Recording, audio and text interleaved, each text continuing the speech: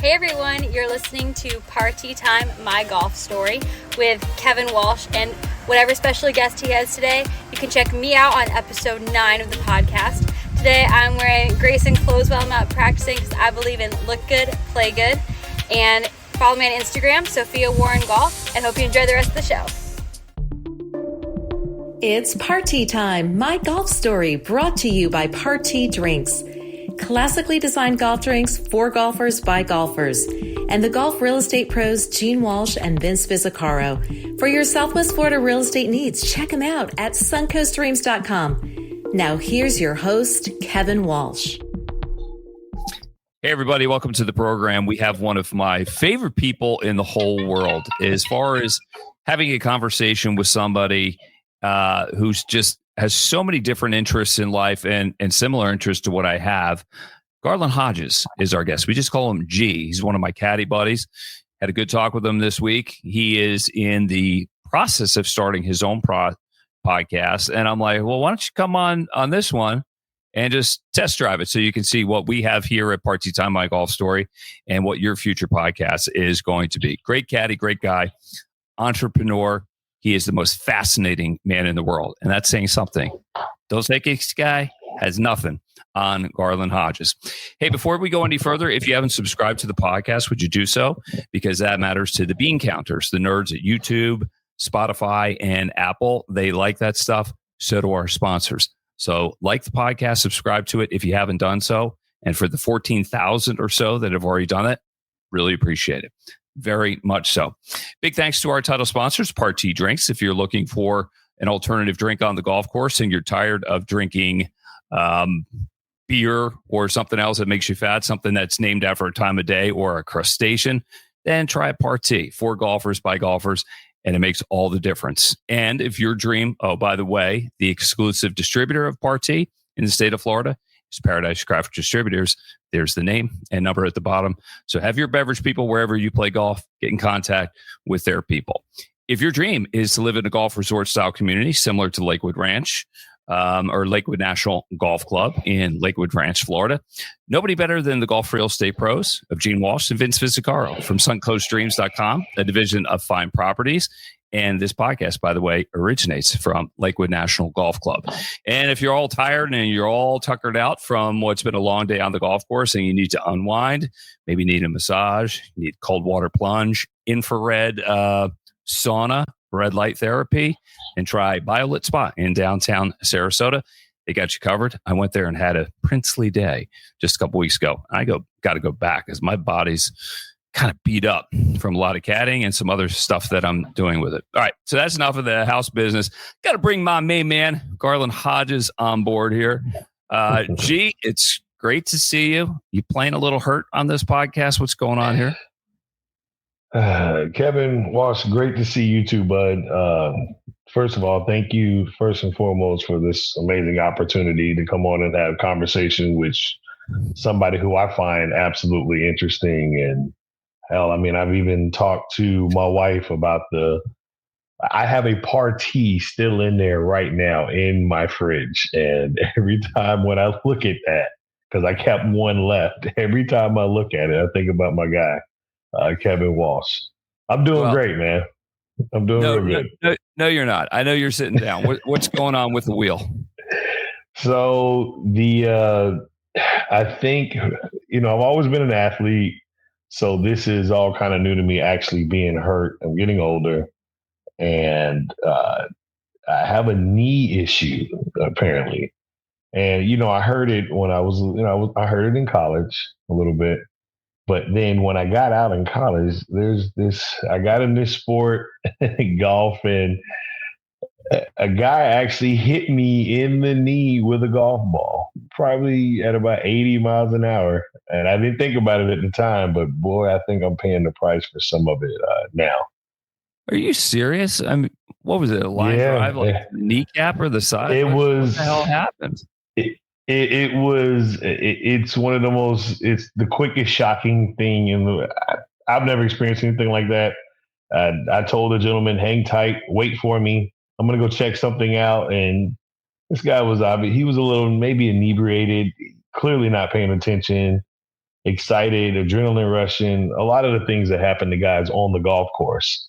And quite frankly, I told him to wait. And before I looked back and turned, he was swinging the club. The ball was headed at me. I wasn't able to get through the move and jump out of it fast enough. And before I know it, had exacerbated the knee.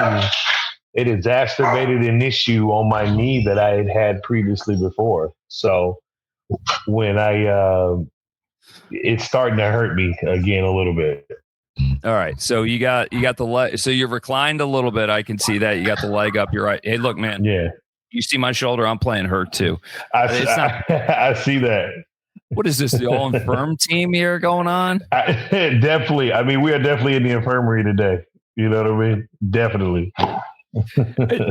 Where are you joining us from? Where's home for you, G? So I am here in the lovely, lovely city of Tampa, Florida, and the home of the Buccaneers. I mean, home of some really good fishing. I wish our golf presence was a little larger here in Tampa. However, we have Stream Song, which is the place where I work at, which is right outside of Tampa, Florida. So, I mean, it kind of caters to the love for the sport to have a premier spot nearby. Well, that's how you and I know each other. And we have a lot of good talks in the Caddy Shack. I love being on loops with you because you bring so much jam to the party. All right. You bring a lot of good energy, a lot of personality. I know you have it. I just wonder where it originates from. Is it just within you, or did it come out of you at some point? There's got to be a story. Well, it's interesting. When you are, I don't know, I guess the one thing I'd have to say before I even go as far as golf or whatnot, I believe that naturally anything we do, or the way I grew up, you involve yourself in anything putting his best foot forward, right? So my personality, because I grew up in a very, very, how can I describe my upbringing? It was, there was opportunity, but I was just around a lot of good people. I didn't have to deal with a lot of biases that are dealt with today in the world. And then the advantage with me going on, I've always been a personality type of guy. You got to be able to read the room, understand the situation. And so I kind of, when you have that going on, you just kind of love people and love what everything people bring to the table. My mother was an artist, so my mother was very eclectic. So you look at many different things in an abstract state of mind just through life. And I think me having that type of personality, wanting to be a part of society that has generally their best foot forward, or have their Sunday best on pretty much at all times, and seeing the best of some people. I think golf had a lot of that. And I guess, I mean, it's kind of what you were asking, right? Like, how did I bring myself to the point of being in golf or around golf, right? Yeah. Well, I mean, I think what you're saying is you saw the world as your oyster, and I did. You saw the opportunity and you took it. Where exactly did you grow up? I grew up in a small town right outside of Jacksonville, Florida, called Orange Park, Middleburg, Florida. It was very different. The percentage of people that looked like myself was rather low. However, it's not anything I would have noticed or recognized growing up there. I just was part of everyday society. What do you mean? People didn't look like you? Were you one of the few black kids in a predominantly white? Yeah. We grew up in an area where we had land and there was space between houses, if anybody understands that. And I was the 0.01% in the area where I was at, because everybody, what can I say? The families that we were around, everybody worked really hard, and they had it showed for what they worked hard for what the family worked hard for. And I was the only guy to have something like that. As far as a black kid out there, there was one of the black kid out there, and I don't know where he's at. I haven't talked to him in so long, but I think he stayed up there throughout the years. But we were the only two guys that came out of that area. So when you're coming up in an upbringing like that, you just kind of, I don't know what's the word I use for. I'm very optimistic on things. Like, I never looked at things in a bad way. I was just a part of the society as it was moving along day to day. So when you grow up out there like that, there was only two people that looked like myself. Yeah. Was it a good place to grow up? It sounds like there was a lot of positivity, a lot of land, hard work. Believe it or not, it was. I can actually remember a time, and I didn't mean to cut you off. Sorry about that. I can actually remember a time being in my neighborhood with a BB gun with some other buddies of mine, and we're literally just we're roaming around the woods in the neighborhood, and we're hunting birds like robins and trying to shoot things like quails and rabbits and stuff. We never really hit anything, but it was so safe back then. And I was in a town where I had to be a certain amount of careful because there were still people out there that did not like people that looked like myself, but yet I could still walk around the neighborhood with a BB gun. With a Daisy Rider BB gun. Everybody remembers that growing up. I mean, I went to camp. I'll never forget. Yeah. You had one, right? I think I still have one of them just because I'm going to show my son how to shoot one day in our backyard, of course. That's why I learned. But I mean, literally a Daisy air rifle.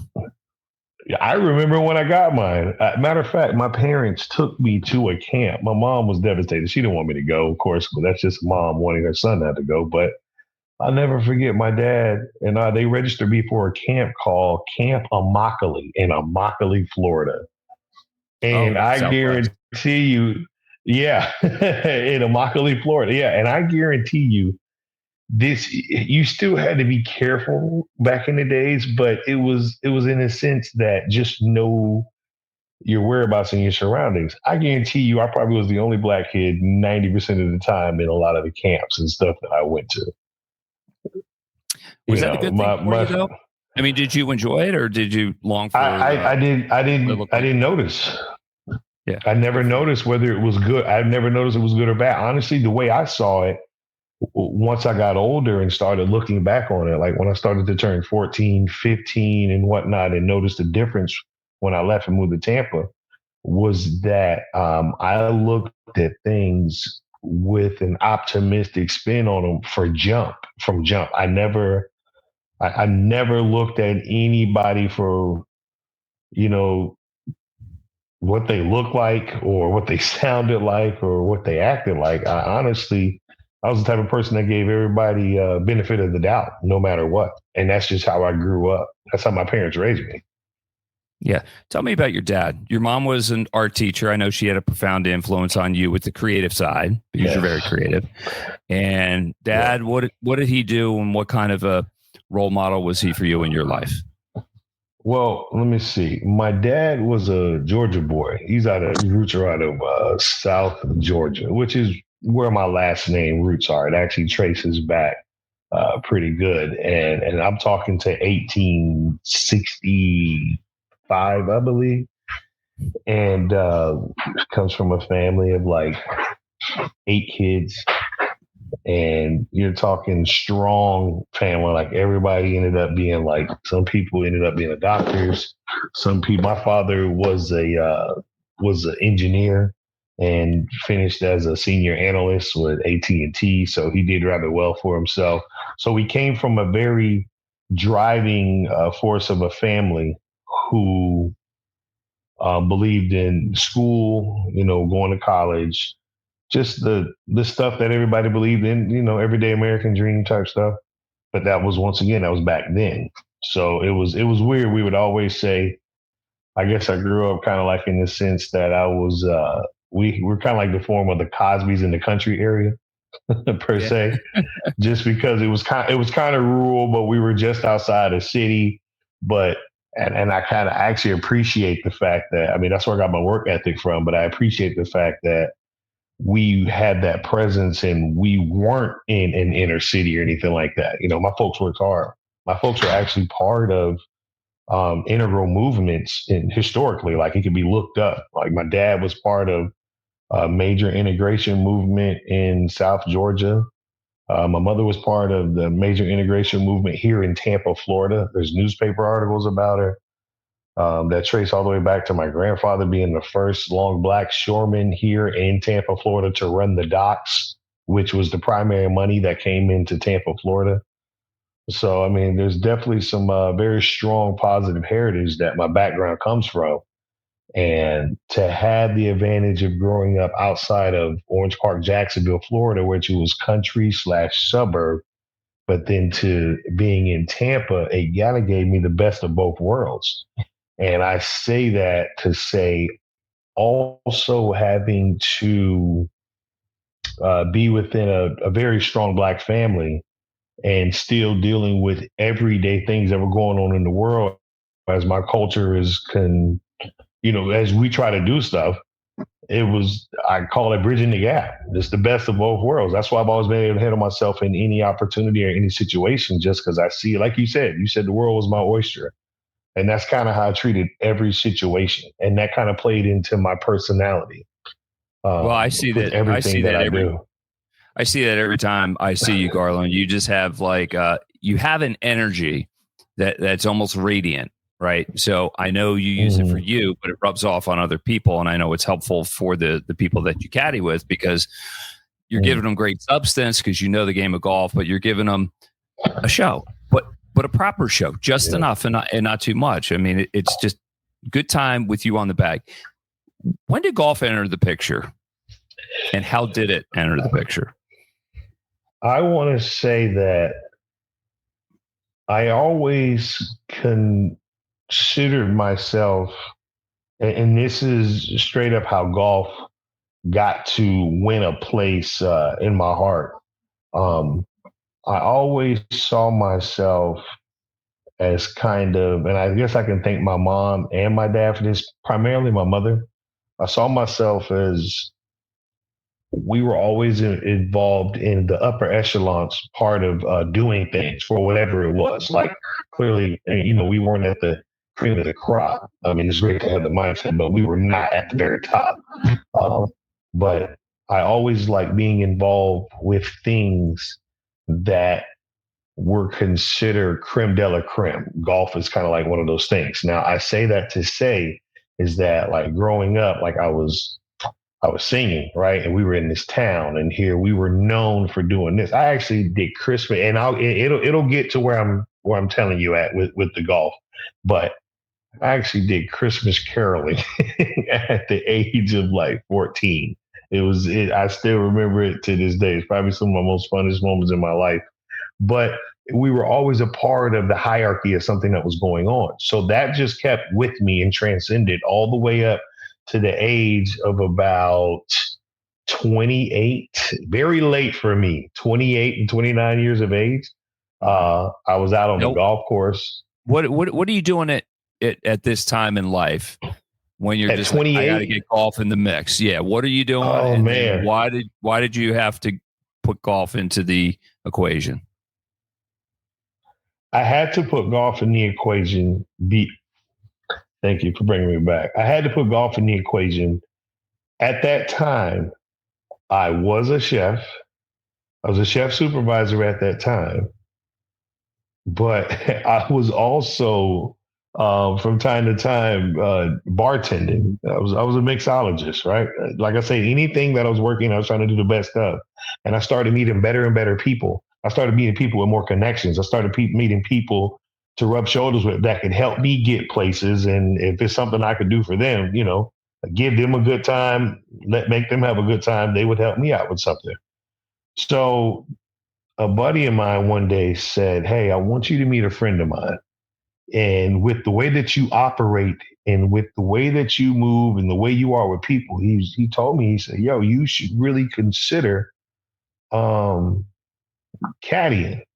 I said, "Well," and mind you, this is years before golf. I said, "Well, okay, but what is that? I mean, I don't know anything about golf like that." He said, "Well, bro, you should learn." So, okay. So I go out on the golf course one day with a buddy of mine. I have no clue what I'm doing. I have a club in my hand. I've swung a driver before but I hit this ball and it sent a feeling through my body and it's kind of weird or surreal to describe. I mean, I can explain it to people now. No, you but can. back then I didn't know what I was doing. Well, wait a minute. You got up, first shot you hit, you pured it? I didn't pure it, but whatever I did, I hit it and the ball just took off. And I wasn't even really trying. And when I hit it, whatever I did, I must have done it. I did it so well that I could not believe I had I don't know. I'm thinking of golf. I used to think golf on TV back in the day was boring. But when I hit the ball and I saw what it did, I saw how far it traveled. I'm not saying I pured it. I actually don't even know if I pured it or not. I just know. You hit it good enough to where you could feel it and you wanted more of it. It went up through your hands, through your arms, and into your heart. And you're like, I need this. Yeah. Well, it made me, I'm thinking to myself, I look like one of the guys on TV. I'm like, because all you do is you see guys on TV swinging and it's just an art of what they're doing. Like, and so I hit it and I was like, holy cow, what did I just do? Literally in my mind, all of this went in my mind. It was like, I could have been playing golf. I was scared. I didn't even know I felt like I didn't even belong there at first with golf when I got out there. If you have the love for it and you have the talent for it and you have the natural athleticism, which you do, G, you belong. And now you know it. It may have taken some time for you to feel that way. Garlon Hodges is our guest here on Party Time, My Golf Story, brought to you by Party Drinks. If you're looking for a drink alternative on the golf course and you're tired of beer and some of those hard seltzers that taste a little too crappy, try Party. I'm sure you'll be glad you did. And if golf real estate, if it is your dream to live in a golf real estate community like Lakewood National Golf Club, where this podcast originates from, nobody better than the golf real estate pros of Gene Walsh and Vince Vizzacaro from suncoastdreams.com, a division of fine properties. They can get you set up. And by the way, it is a good time to buy. It is a buyer's market at Lakewood National Golf Club, pretty much all around Florida, the greater Southwest Florida area in Sarasota. And if you need a day to unwind at a very nice spot, BioLit spot in Sarasota, it's got you covered. Cold plunges, red light therapy, hot and cold sauna stuff, whatever you need, they got you taken care of. I was there a couple of weeks ago. Absolutely fantastic. All right, Garlon, back with you. So you hit a ball, you're hooked on golf. This is right around when you're 28. When does caddying enter the picture? Well, caddy into the picture, I want to say for me officially in 2012. And it was interesting because my same buddy prior to, who said I should get to know people in a different spot that I don't know if you can say had more power or maybe more pull. They had more access to things that I didn't. They knew more stuff that I didn't. And it was a chance to learn about other opportunities and stuff out there. And I just felt like I needed to be in golf from that point, because the funny thing is here, me working in the restaurant as a chef supervisor, I'll never forget, I'm cooking for all these guys one day, and they had all the golf shirts on and this, that, and this, and I saw the camaraderie. I saw how they were interacting with each other. And for me, it just kind of looked like, damn, I'm like, shit, that looks like money. But not just money. It was a certain amount of prestige that kind of just came along with it. And I was a little bit addicted to that. I don't know what it was. I don't know if I'm not sure why, but I just know it was a great time and everybody kind of had their best foot forward. And I enjoyed that energy that it put off. And I'm like, that's something that clearly I need to be a part of. So that way I could, I don't know. I was like, I didn't see that in my community a lot back then. I just didn't. Well, you put yourself in the right place. And when you're right. caddying for people, for the most part, you're caddying for people of means, people of clout, people that appreciate being taken care of. And if you can fulfill what it is that they need, then they might be helpful to you, and it makes for an awfully good time, like doing a job well done. And we should all do humble work. It's hard work. It's humble work. But working in the restaurant industry, wouldn't everybody in life be better served if they just waited tables for like a week just to see what hard work is and how difficult it can be to take care of some people, but how gratifying it can be? Yeah. When you put when I would cook a dish, I think my glory story for me, because when I used to design dishes and come up with sauces and stuff of that nature. So there's God rest his soul. There's a singer and artist uh, by the name of Tony Bennett, and I'll never forget. Tony Bennett came in one night and he ordered my special, and it was I think it was the sambuco. Anyway, Tony Bennett, he was like the modern day Frank Sinatra. Oh, of course, the summer winds. Absolutely. So I had a chance. I guess he asked because it was an open kitchen. Like, I'm the type of person, I don't mind performing. I don't mind being in front of the eye. I don't mind if you see what I'm doing, because anything I'm doing, I love to make it look good. And I want it to be an experience. That's the whole point. I try to be an experience for anybody. This dude looked at me. Tony Bennett said, "You cooked the meal?" I was like, "Yeah, I did, Mr. Bennett." He's like, "You got it, kid." I felt like this was cool as hell. You got this old school dude who's respected on such a, and I listen to music like Frank Sinatra or Dean Martin or Rat Pack and stuff like that. And it's like, you got an old school guy who's telling you, gave me the whole point. You got it, kid. Great job on the dish. Like, that's gratifying, man, to put that smile on somebody's face, to give you recognition for that. And it's kind of the same with caddying now, if you think about it, right? It's to a certain degree. It can be gratifying. You'll get, absolutely. You'll get the validation right away. Well, we got to read the room, right? We got to figure out. Yeah, this is absolutely. A lot of information, or just enough and not too much. I think it's kind of like being a good waiter. You always want to be there for them, but you don't want to be in their business too much. Right. Exactly. What do you think makes a good caddy? Gee. There's so many different variable and definitions to that can be answered so many different ways. I think I believe being what that person needs at that moment in order for them to be the best that they can be for what they're trying to do makes a difference. It might have sounded like a lot, but a lot of times, many of these guys can play golf just fine. They just need a nudge, or they just need a motivator. And think about it. Primarily, we caddy for men, right? And as men, we are never given you got it. And as soon as you get past the age of 30 or so and you're out doing your own thing, we don't motivate each other as much. And when I see us out, when I see all the guys out there in the camaraderie and they're out there playing, and even though we're doing a job, being that somebody who's naturally athletic, who naturally likes to see people win, who naturally likes to have the energy in the air, and you want that experience to just be one of the most memorable things, well, you got to engage. You know what I mean? Like, I'm sorry, we didn't get to this place where we are by ourselves, man. You don't have to always do it by yourself. And that doesn't mean physically. That could just be mentally, man.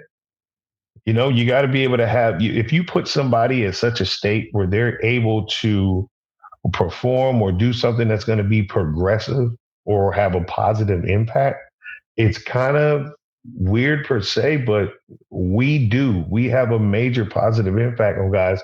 And everybody likes the idea that whatever small purpose they fulfilled at that moment, to see it completely, I can't think of the terminology right now, forgive me, but to see that come to fruition, I mean, that's a feeling you can't explain when you do something, right? When you had something to do with that. Right. Well, I look at caddying in general as I'm playing golf. I'm just not hitting the shots. But that's it.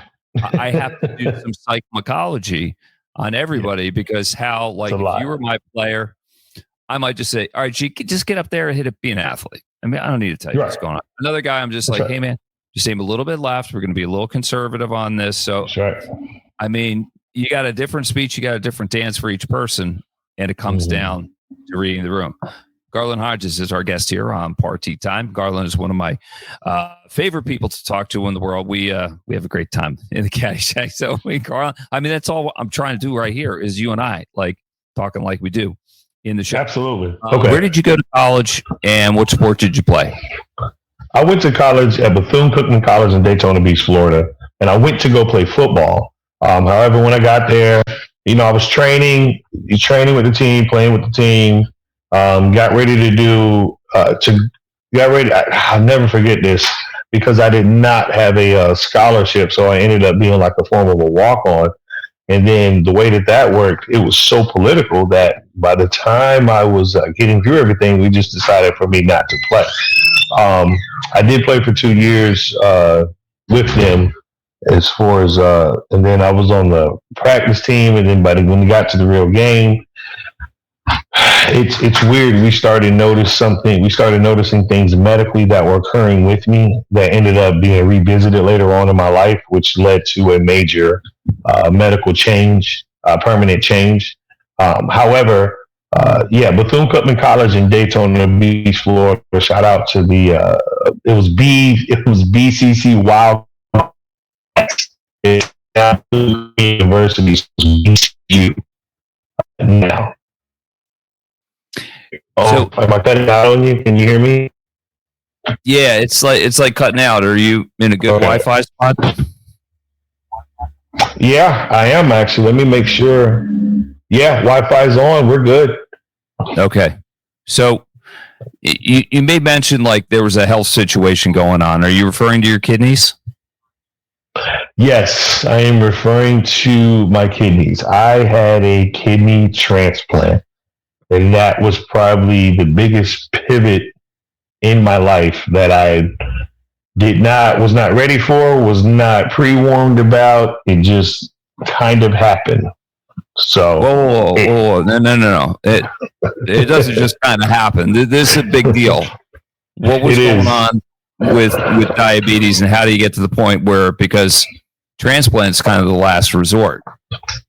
Well, so I never had diabetes. I was always a pretty in shape guy. Always a big guy. Never had diabetes, or the sugars, as they call it. What ended up happening is my kidney, it was called ESRD, end-stage renal kidney disease. And what we believe is that there was a hereditary, we know it was hereditary in my family. We actually spent the money to look at things in our family where my father had it and it was a great uncle that had it.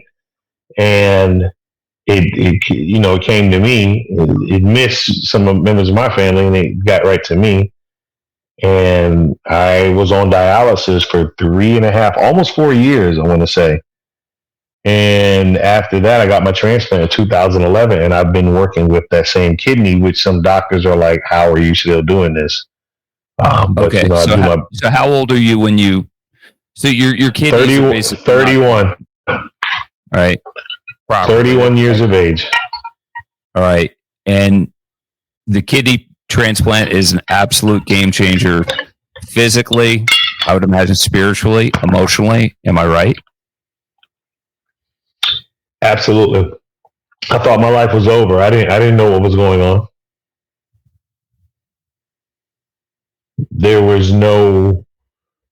By the time everything started happening, the headaches, which ended up from high blood pressure, which I did not even realize at the time.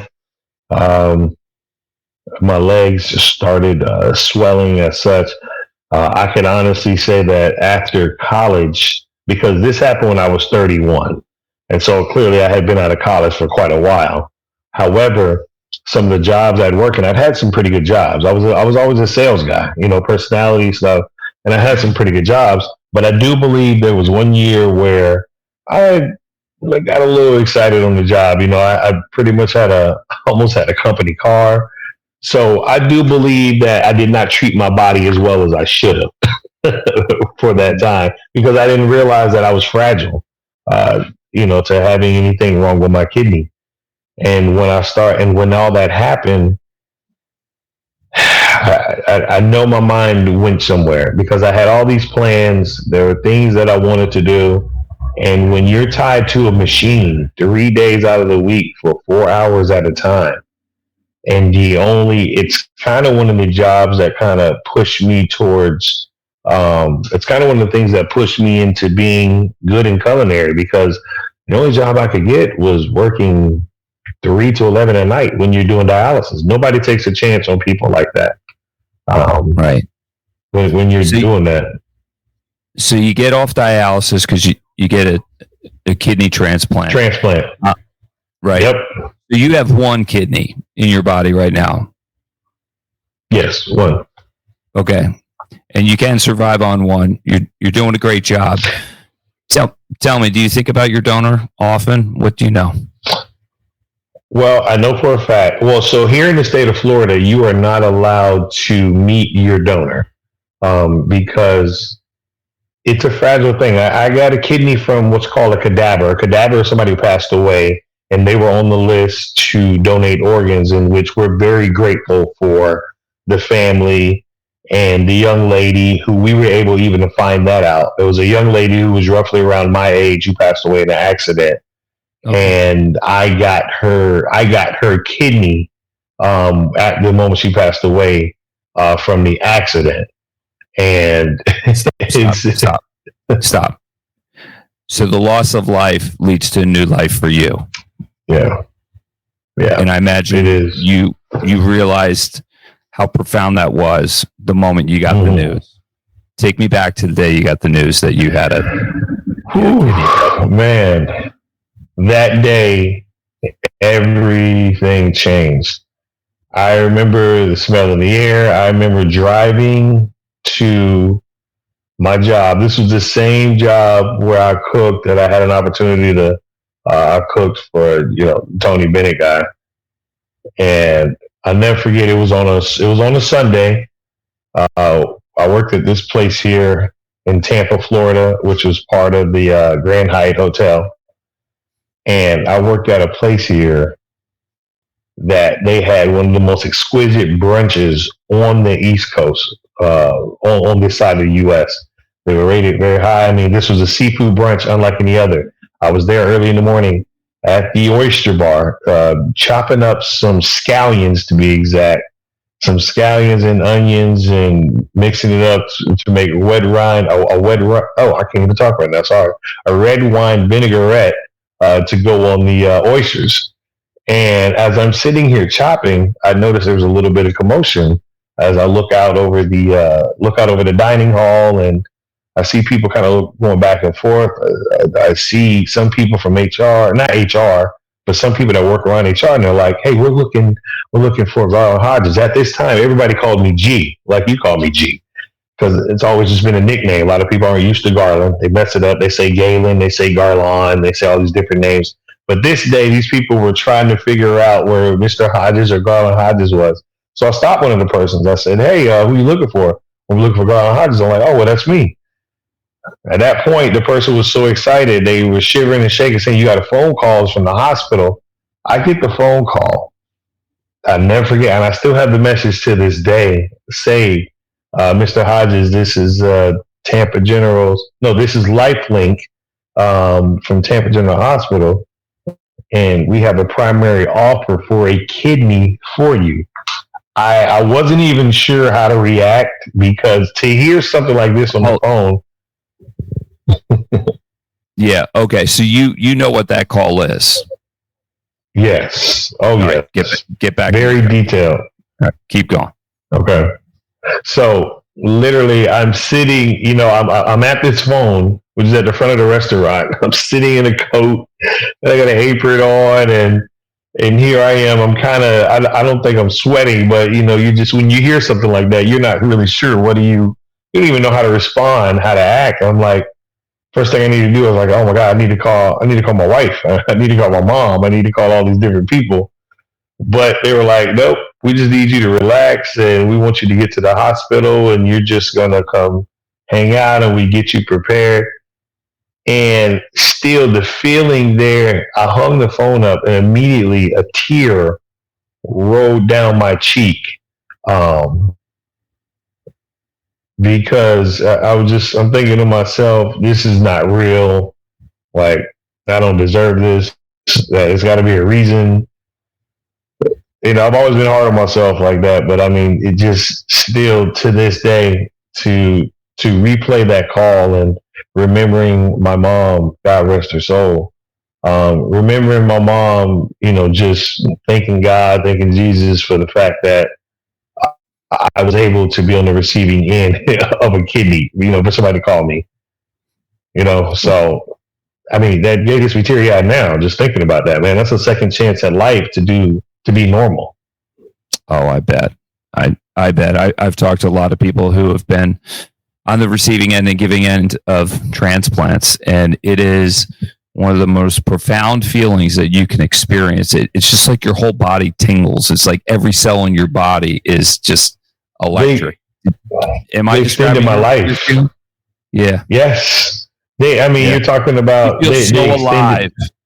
Yeah, man. They extended my life. Like, I'm here today, be on that kidney from that call in 2011, July, 2 days after my birthday, and July 18th. No, 1 day after my birthday, July 17th, is when I got that call. Man, what a call to get. So, and I know you appreciate it. As does just about anybody who's involved in a life-saving mission like that. Can you talk about your sister, Garlon? I can. My sister passed away in 2018. She was, we were just like any other brother and sister. You fight and stuff growing up, but she ended up being she was like my baby, man, because she was 6 years younger than me. My sister passed away from metastatic breast cancer, which is it's a big thing all over the world in the U.S. So shouts out to doctors and stuff who are trying to, get a handle on that. But growing up, having that little person around me, my sister, she was, oh my gosh. She made me more responsible than a little bit because I always had to kind of look after her for the most part. And I can see you being a really good big brother. I can see you being a little intimidating too. Yeah, for guys coming around to maybe take her to the prom or a date. What was it? Well, yeah, it was one of those things that I think I was naturally. So when we moved here to Tampa, and my mom and dad decided to say, "Hey, you know what? I think we're just better off, I think by this time we're a little older." And they were better. My mom decided to move to Tampa. My dad decided to go to Georgia. And so my mom came back here. And I'm not going to lie, when I came here with my mom and my sister, it was one of those things that I became kind of like, the protector, per se. I was kind of the man of the house to a certain degree, just because it was me, my mom, and my sister at this time. And my sister was cute. She was a very gorgeous girl. You know what I mean? So, yeah, I was big, bro. Absolutely. I had no problem putting a foot in your ass if necessary. But she also saw me, and she was probably more protective of me at times, just as a little sister, just because of the love we had for each other. It was amazing. Yeah, I miss her to this day. I actually went by her gravesite recently. Yeah. Oh, man, I'm sorry for your loss, but it's good for boys to have girls in their lives as siblings, as sisters, because they'll steer you right. They'll help you get dressed, probably save you from yourself a couple of times. I mean, I grew up with all boys. We had no clue what was going on.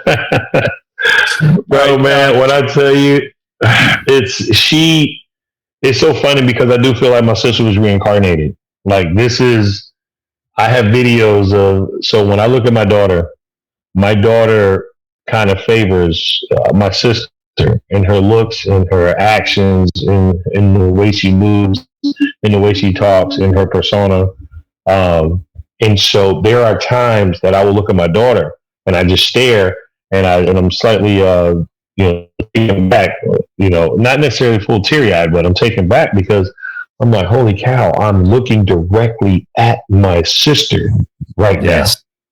Yeah. She did something one night And it freaked me out, man. I started praying afterwards because we were talking about my sister, and my daughter comes in and she's, you know how your kids are being funny and they're jumping around and having fun at home. And my daughter comes in and she does something, and literally it's the same exact thing that my sister did, as though she channeled it. So it's very surreal to me. So it's like I miss her, but I feel like she's here just because I feel like part of her is reincarnated through my daughter. She is here with you. I see my late mother's face in my children, and sometimes it's I'll just see them. They'll turn their head a certain way, and the sunlight hits it. I'm like, oh my god, looks like what I'm talking about. Yeah, absolutely. Garlon Hodges is our guest here on Part T Time, my golf story, brought to you by Part T Golf Drinks, golf real estate pros of Gene Walsh and Vince Vizicaro from suncoaststreams.com. BioLit Spa, great place to unwind in downtown Sarasota. Hey, G, we're getting to the end of things here. So when the hell are you going to get this podcast going? And what's it going to be about? You know, man, I'm going to be honest with you. I would say, you know, being that there's a lot of things I've always kind of wanted to tackle, and I love talking to people. I love knowing that the energy that I have is also in somebody else, and kind of like let that energy combine and just kind of go from there. Honestly, I'm going to enjoy working on trying to get this going. And honestly, I want your help. I mean, I think honestly, we don't talk enough. We don't. I don't think we talk enough. I think there needs to be more conversation amongst many people. And who am I to not be a vessel like such as yourself to bridge the gap between a lot of things that need to be done right now. And then now more than ever, one of my favorite movies, and I'll just say this and I won't hold you too long. One of my favorite movies is with a gentleman by the name of Don Cheeto. He did a movie called Talk to Me, and it was about him, and you guys should really check that out. It was about him and being on the radio, and I believe it was part of some civil rights stuff, but it was during a time here in America where, dude, let's just talk. Let's have a conversation. Let's hash it out, because I think people don't do it enough. And essentially, that's what podcasting is too, man.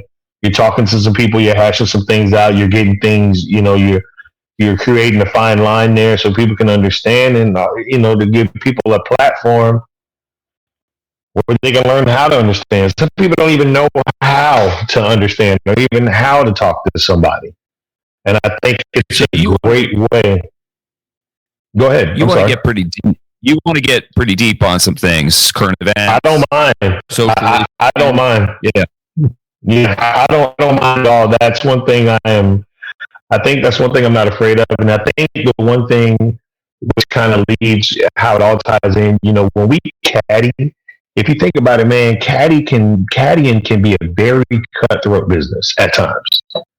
Especially me caddying, because I caddy at a golf club up north sometimes, from time to time, and it's a very prestigious club, and I could say the club. I mean, I caddy at a club up in Westchester, and when I tell you, it can be very cutthroat, because let's face it, if you're good, you do well, you make money, point blank. Your results are given, and if people, if you can deal with the fact that, okay, you got this guy going, all things are going good, and he's like, hey, we're good, we don't need your services. It may not necessarily be anything bad, but it teaches you how to, okay, all good, I'll move on.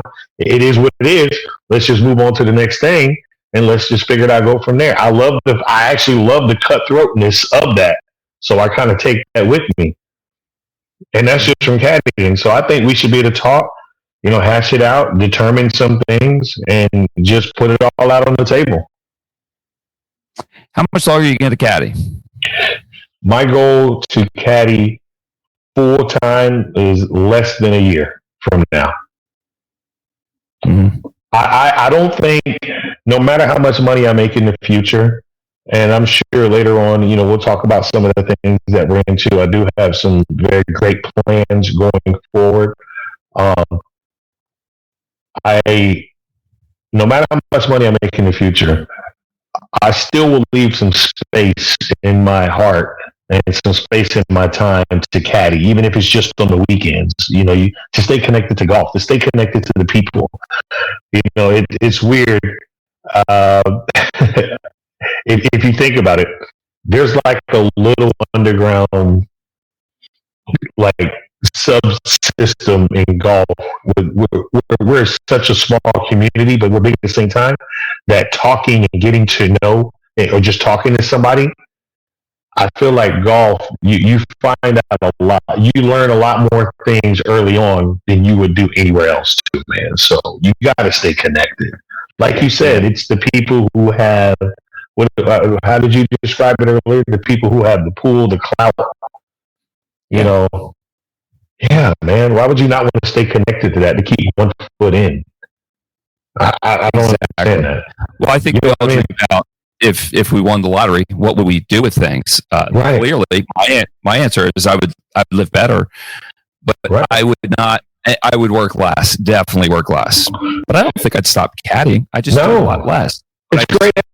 As you said, that and the connections with people and the connections with life, it's appointment stuff. I would continue to do that, even if I didn't need the money, because a man needs a place to go. Yes. Purpose. Has to leave that. Yes. G, you served your purpose today, talking with me, getting your feet wet on the podcast. I appreciate that. You are on your way, my man, and I look forward to the next conversation that we have in the Caddy Shack, or hopefully we're on the same loop and we can show people a good time. And I'm proud of you, man. I'm glad you're my friend, because it's always a good time. You just bring such a nice spirit to life. Thank you, man. And, I appreciate so next time that. I see you, just be yourself. All right. Big thanks to Garlon Hodges, has been our guest here on Party Time, My Golf Story. Brought to you by the Golf Real Estate Pros, Gene Walsh and Vince Visicaro. If you have real estate needs in the greater Sarasota area, especially around Lakewood National Golf Club, and it is a good time to buy, check out Gene Events, suncoaststreams.com. Drink alternative on the golf course, try a Party, much better than some of the other stuff that are named after a time of day or something else. Beer makes you feel fat.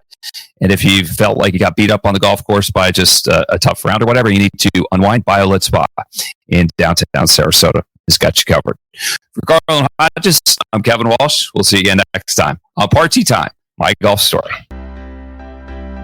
You've been listening to It's Party Time, My Golf Story, brought to you by Party Drinks.